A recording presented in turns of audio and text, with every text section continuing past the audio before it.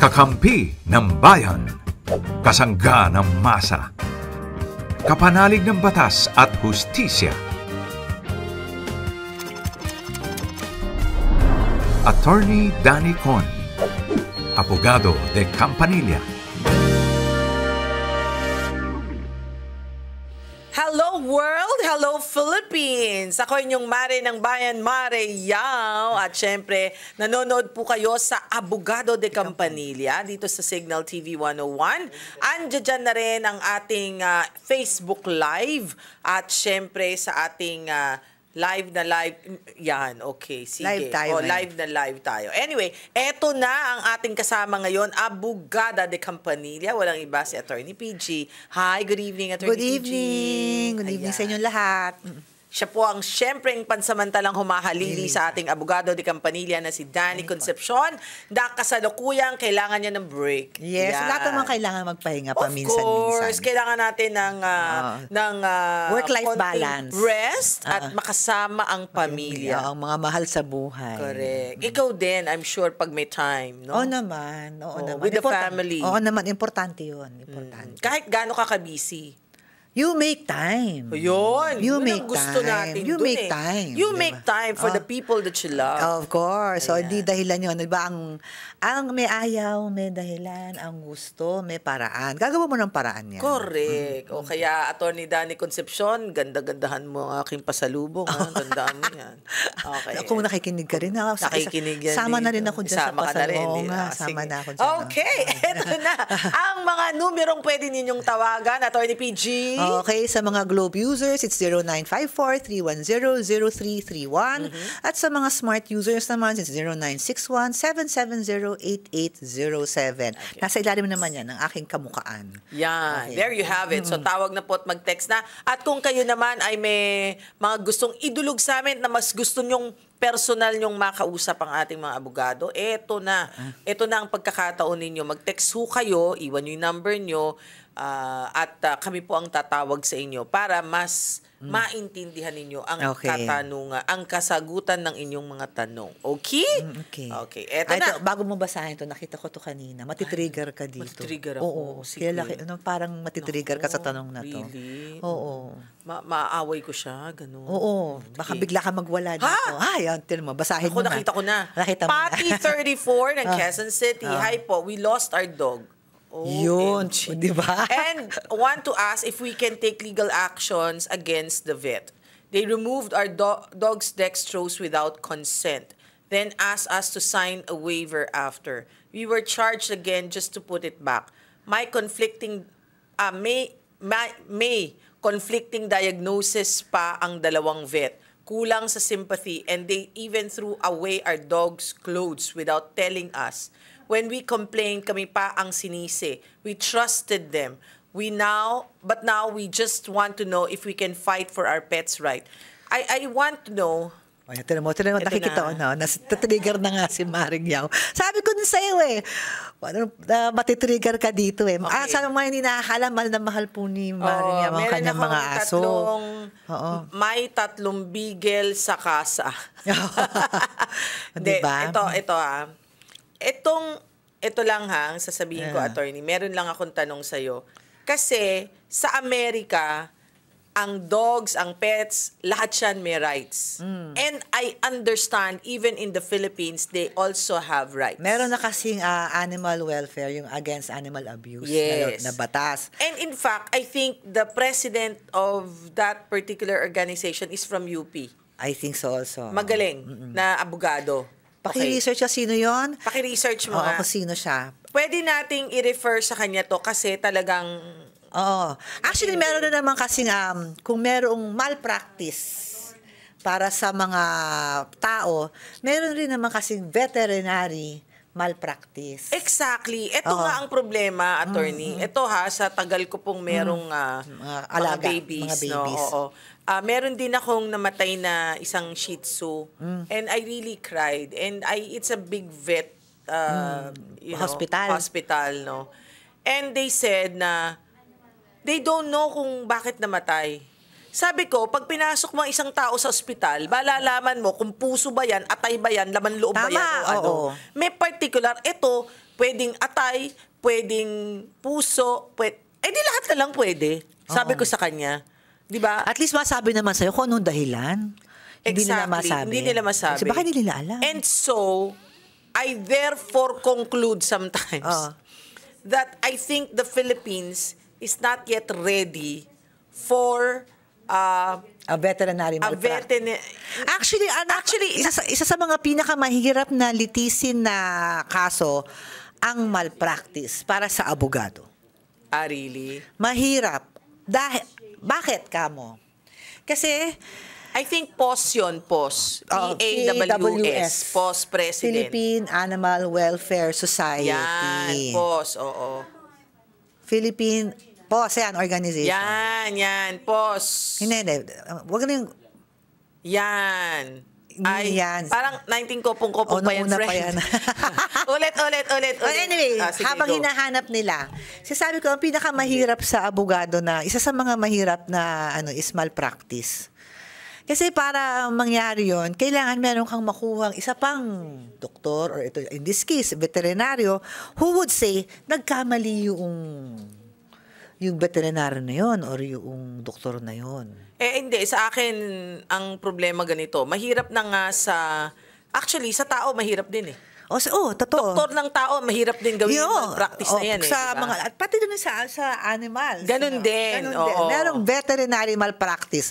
Ang mga veterinaryo, may mga lisensya yung mga yan. Dapat. So you can go to, I don't know kung sa ano rin sila, same as PRC. I would suppose, yes. Kasi kami lang naman, ang mga abogado lang naman ng hindi PRC. Kami sa IBP, sa Supreme Court. Pero yan, taga-UP, di ba? Oo. Yan. Naman nakasablay sa picture niya. Oo. Tingnan mo naman.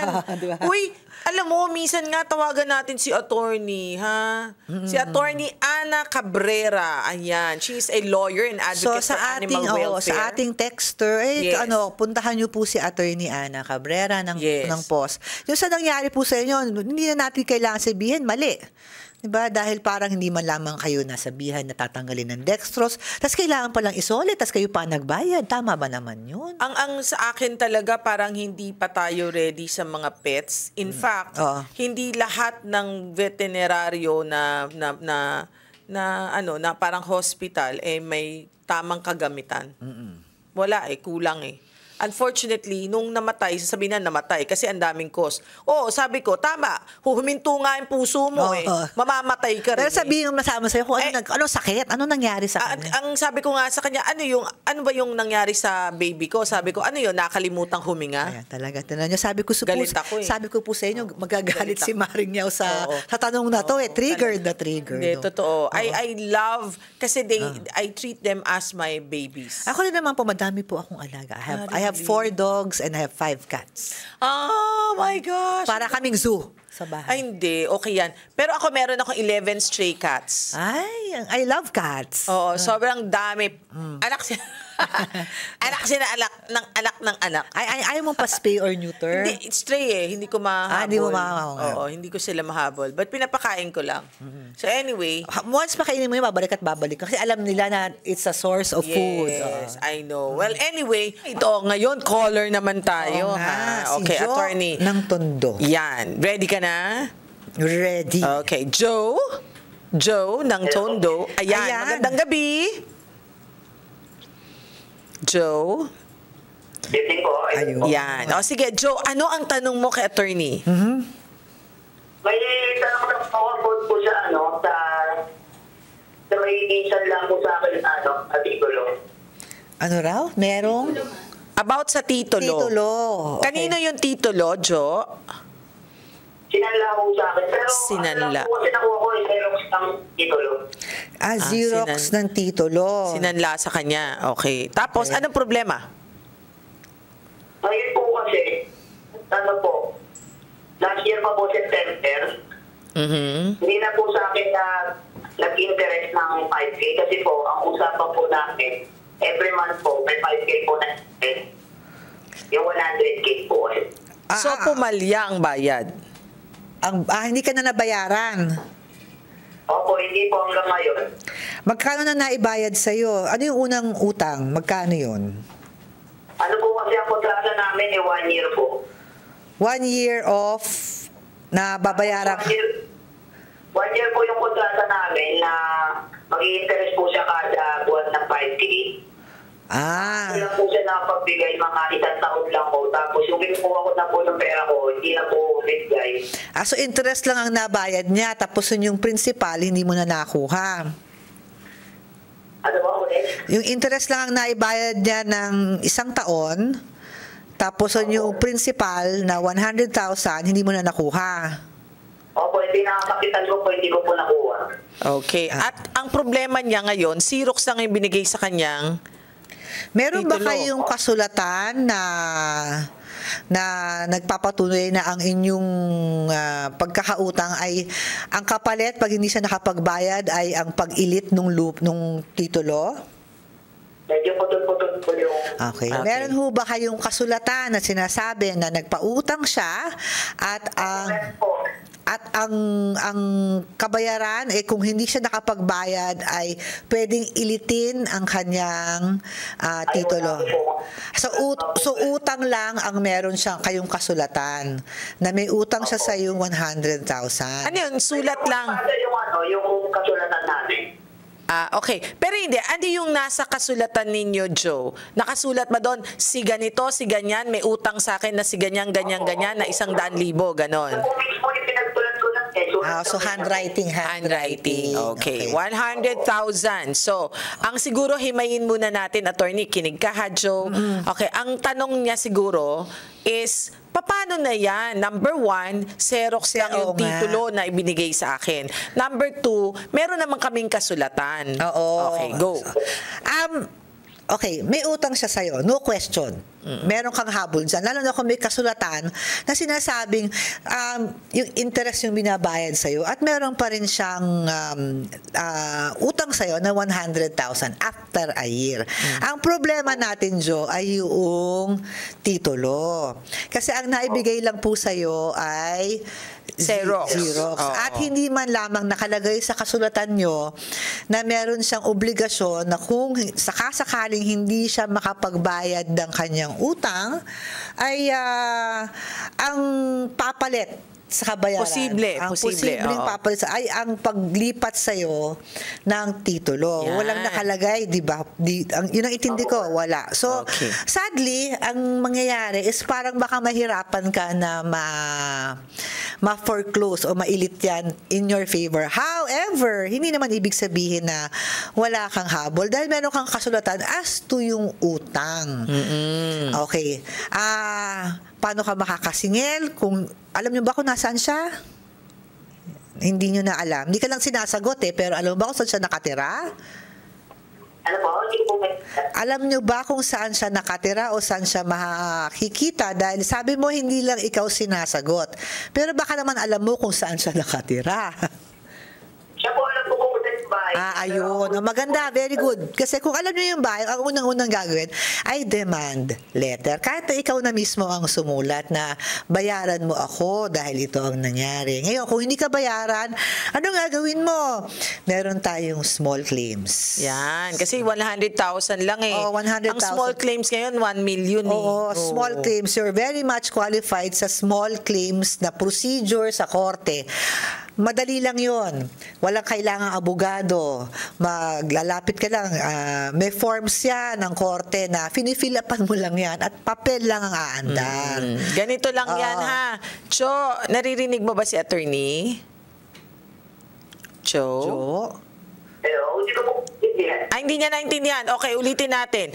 Jo, ganito ha. Ang sabi ni attorney sa'yo, wag kang iiyak, baka maglupasay ka dahil yung iyong titulo ay Xerox lamang. Mahirap mapatunayan.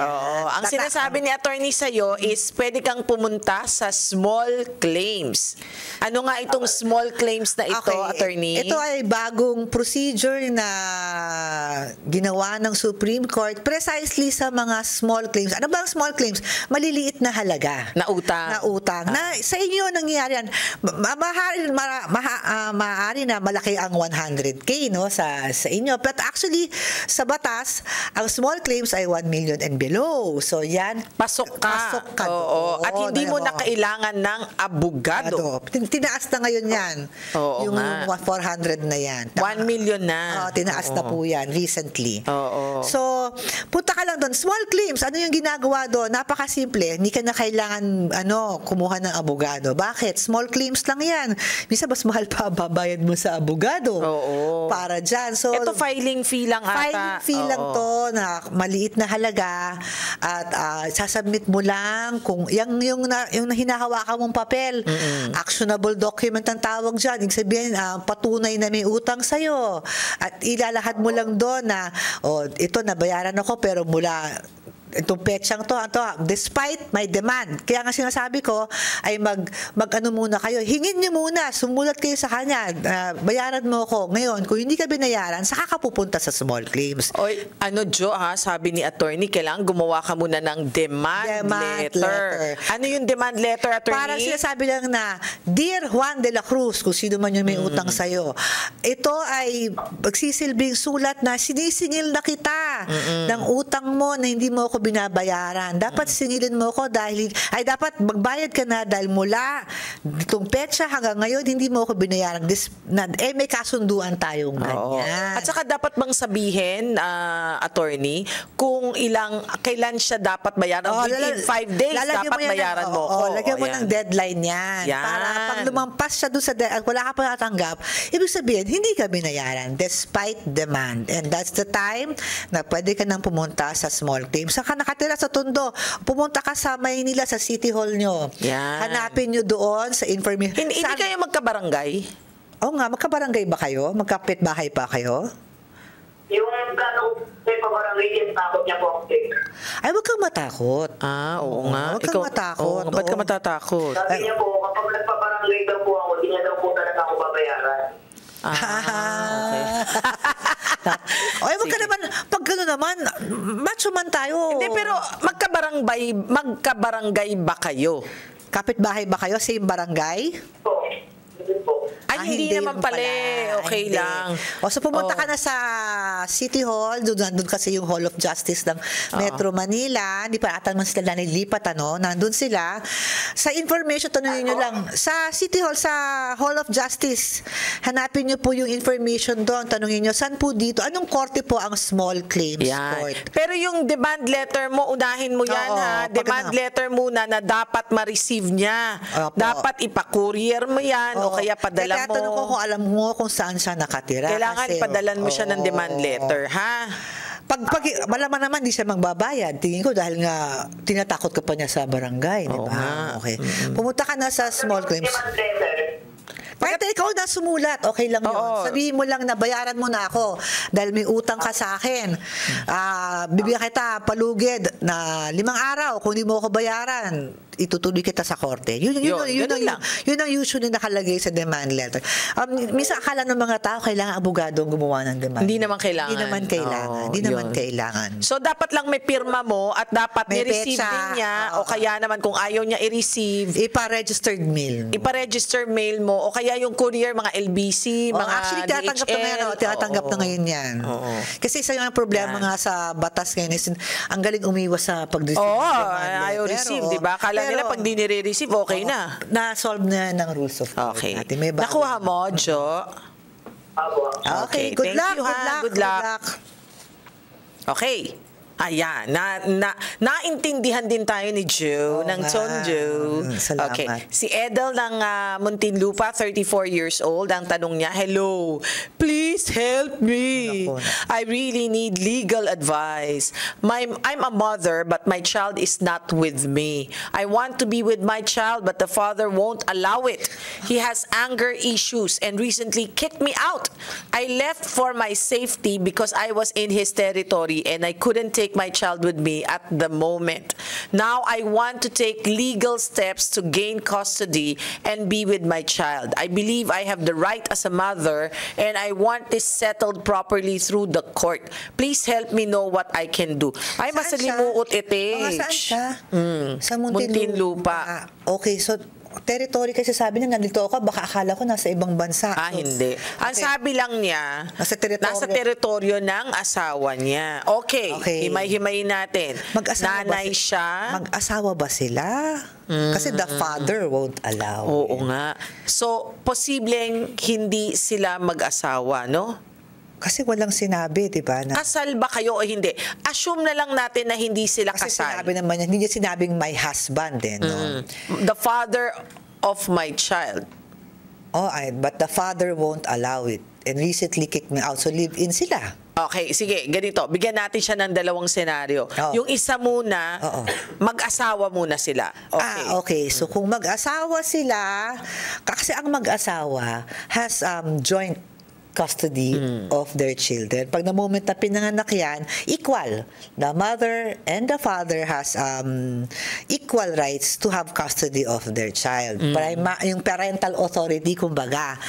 Kaya natin tinatanong yan dahil kung hindi sila mag-asawa, iba ang sitwasyon. Yes, go ahead. Kung kayo ay hindi mag-asawa, it is the mother who has parental authority, primary and sole parental authority sa mga anak, sa mga illegitimate children. Kaya ako nagtataka dito na wala sa iyo ang anak mo. I assume, ngayon, meron pa yan, below 7 years, the tender years rule. Ang anak, kahit na illegitimate yan o illegitimate, below 7 years, pag nagka-problema ang mag-asawa o ang mag-partner, pag below 7 years, sa nanay. Question. Paano kung siya ay walang trabaho at yung asawa or yung kinakasama lang ang may pera? Okay, kung hindi kayo mag-asawa, ang support is only to the children. Diba? The duty to support is with your common child. Okay. So, kung ang suporta lang, ito yung hindi mag-asawa ha, kung ang suporta kinukuha mo dun sa lalaki, posible ba na mag-apila yung lalaki na kinakasama mo na akin na lang tong baby kasi wala ka namang karapatan dahil wala kang pang-suporta? Hindi. Okay. Hindi. Kasi sole parental authority ang sa nanay at ang duty ng tatay, ng illegitimate father, is to support. Talagang hindi ibig sabihin yon, wala siyang pakialam. Kasi sa kanya, hard and fast rule ba yun? Hindi rin. Pwede rin matanggal ang custody sa nanay kung illegitimate, pero napakabigat na dahilan dapat. Katulad ng? Kung the life of the child is in danger. For example, pinapabayaan niya, nagda-drug siya, nagsusugal siya. Yan, okay. Binibenta ang anak, nakita ko lang sa, ganon. Okay, may pero other question. Pero absent that, hindi natatanggal. Okay. Another question would be, kung kasal naman sila at wala naman siyang means, posible bang makuha ng tatay ng, bali yung asawa niya, yung anak niya dahil wala siyang pera? Hindi rin. Kung kasal. Actually, sa kwento nga nila, ang salimuot, na-kick out siya ng tatay ng anak niya. Oo, tatay ng anak niya. So siya ay hindi mo masasabing abandoning spouse. Siya pinalaya siya. At natira sa kanyang actually pwede kang magkaso ng vowsy. That's violence against women and children. Yan. Kasi mukhang hindi violente yung nangyari sa'yo kung na-kick out ka. At mukhang may psychological abuse rin yan. Dahil bakit naman ikaw, hindi ko maintindihan, absent any So, ang mapapayo ko sa'yo is pumunta ka sa women's desk. Correct. Okay. Sa lahat ng mga police stations. Correct. Kasi sila na yung tutulong sa'yo magdemanda doon sa kinakasama mo or sa asawa mo. At kasama sa, pag ikaw yung nagkasun ng vowsy, under the law ng vowsy, kasama doon ang protection orders. Protection orders will emanate from the court and also direct custody, can also direct support. Yan. Pero siguro by then, baka kailangan na talaga niya ng abogado, no? By then, pag nag-vowsy ka na, kailangan mo ng abogado. Anyway, sana nakatulong kami sa iyo. Okay. Mag-iingat ka. Ayan. Okay, sana nakatulong po kami sa inyong lahat at sana natuto tayo ngayong araw na ito patungkol sa batas. O ating mga karapatan, we have the right, at least dagdag kaalaman naman din para sa mga hindi naman namumblema ng ganun, di ba? Alright. Anyway, naku, tapos na po ang ating oras. Magbabay-bye na po kami ni Attorney PG. Maraming salamat po sa pagsama sa amin. Ako po yung Mare ng Bayan, Mare Yap. At ako naman po ang inyong abogado de Campanilla, si Attorney PG. Okay, hanggang sa muli. Bye everyone! Bye everyone!